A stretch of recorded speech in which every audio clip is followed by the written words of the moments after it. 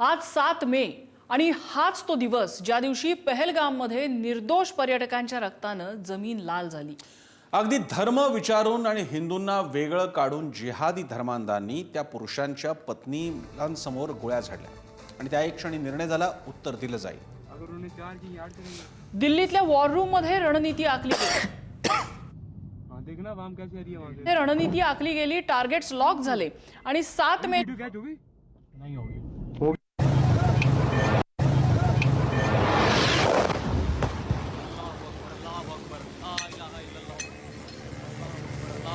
अगर उन्होंने 4 की याद करेंगे, डेरा मस्ती खाली करवा ली भाई। हाँ देखना वाम कैसे आ रही है वहां से। बरनाला कैंप बिंबर। अल्लाहुम्मा इग़फिर ली हय्यिना व मय्यितिना। वॉर रूम मध्ये आदेश दिले गेले आणि 7 मेच्या मध्यरात्रीनंतर भारतीय सैन्यानं सुरू केलं ऑपरेशन सिंदूर। भारताच्या शत्रूंना धडकी बसवणाऱ्या मस्तीखोर पाकला घरात घुसून धडा शिकवणाऱ्या ऑपरेशन सिंदूरला आज 1 वर्ष पूर्ण झालं।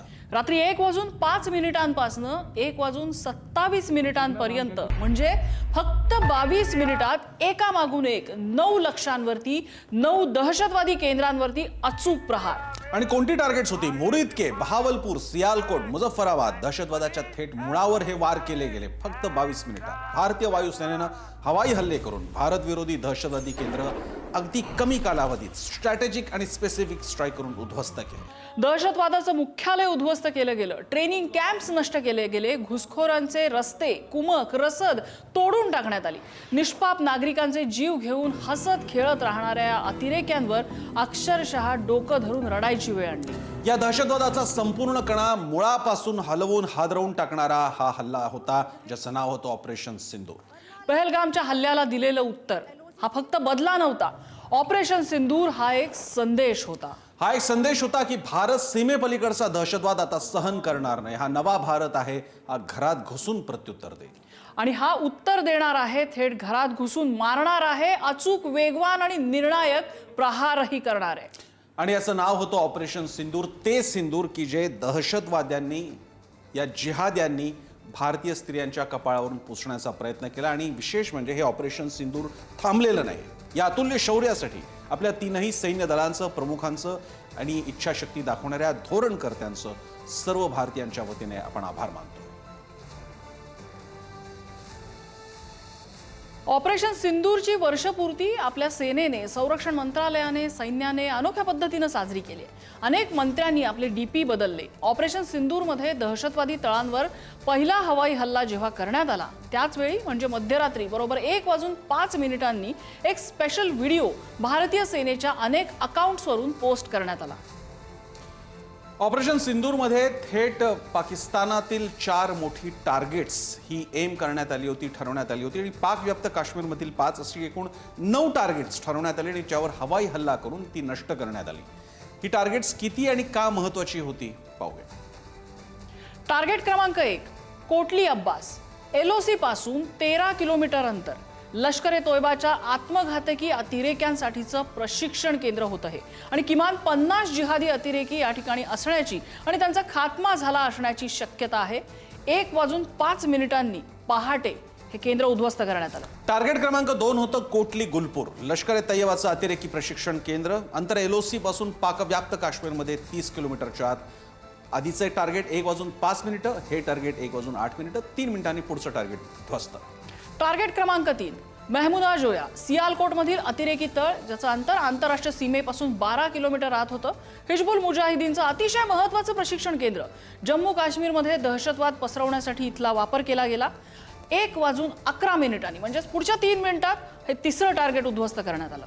टार्गेट क्रमांक 4 होतं मुरीद के, मरकज ए तैयबा, लष्कर ए तैयबाचं मुख्यालय लाहोर जवळ। म्हणजे आता आपण पाकिस्तानच्या आणखी आत जातोय। पंजाब प्रांतात दहशतवाद्यांचं हे मोठं प्रशिक्षण आणि भरती केंद्र, शेकडो दहशतवादी आणि प्रशिक्षणार्थी इथं उपस्थित असण्याची शक्यता। अंदाजे वेळ 1:14 सुमारास हे टार्गेट करण्यात आलं आणि उद्ध्वस्त करण्यात आलं, फक्त 3 आणि 4 मिनिटांच्या अंतरानं पाकिस्तानच्या आतमध्ये जाऊन। टार्गेट क्रमांक 5 जैश ए मोहम्मदचं मुख्यालय, मरकज सुभानअल्लाह, अतिशय महत्वाचं केंद्र होतं जिथे जिहाद्यांची मोठी उपस्थिती होती. अंदाजे 1:17 इथे हल्ला झाला. पुलवामा स्टाईल आत्मघातकी अतिरेकी नेटवर्क या ठिकाणी त्याचा कणा होता आणि तो हा बेस होता जो भारतीय लष्कराने ऑपरेशन सिंदूरमध्ये उद्ध्वस्त केला. टार्गेट क्रमांक पुढचा 6 होता शकरगड सेक्टर. सियालकोट जैश ए मोहम्मदचं लॉन्च पॅड आणि प्रशिक्षण केंद्र, घुसखोरीसाठी वापरलं जाणारं महत्वाचं ठिकाण. नियंत्रण रेषा आणि आंतरराष्ट्रीय सीमा पार अतिरेकी कारवायांसाठी त्याचा वापर होत असे. अंदाजे वेळ सुमारे 1:19 हे सुद्धा टार्गेट नष्ट करण्यात आलं. नम्रता, या निमित्तानं हे बघायला मिळालं की भारतीय सैन्य जर का मनात आणू शकत असेल आणि जर का धोरणकर्त्यांची म्हणजे शासनाची, देशाची, सरकारची जर का तयारी असेल तर काय केलं जाऊ शकतं. आतापर्यंत पाकिस्तान एक बाऊ दाखवायचा, जगाकडनं एक बाऊ दाखवला जायचा की एक न्यूक्लिअर स्टेट आहे, तुम्ही काहीतरी सुरू कराल आणि तिकडे वेडे जिहादी भरलेले फटकन काहीतरी करतील. पण हा केवळ एक धोका होता आणि म्हणूनच पंतप्रधान मोदींनी हेही जाहीर केलं नम्रता की आम्ही न्यूक्लिअर ब्लॅकमेल सहन करणार नाही. अगदी. आणि या निमित्ताने असा एक सगळेच अनालिसिस आपल्याला जो समोर आलेला आहे आंतरराष्ट्रीय पातळीवरून सुद्धा की पाकिस्तानचा न्यूक्लिअर स्टेट असण्याचा जो फुगा आहे तो या निमित्ताने फुटलेला आहे. खरं.